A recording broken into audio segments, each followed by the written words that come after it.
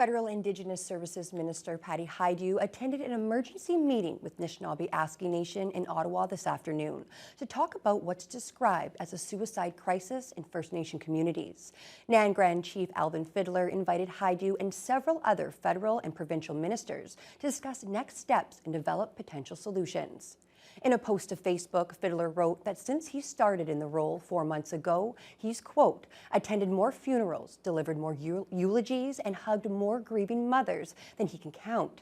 TBT News spoke to Hajdu before the meeting. She says the long-lasting effects of colonization, intergenerational trauma, and systemic racism are major contributors to the crisis. And despite the creation of various mental health outlets, including NAN's Choose Life program, Hajdu notes there's still a huge need for intervention and prevention.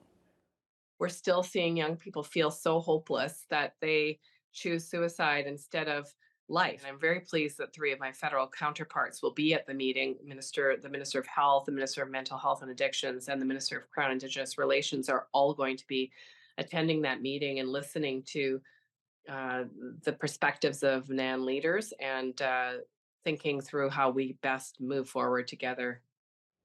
Fiddler wasn't available for an interview before the emergency meeting this afternoon. Ontario Solicitor General Michael Kersner and Indigenous Services Minister Greg Rickford were among 4 provincial ministers invited, but a NAN spokesperson says none of them attended the meeting.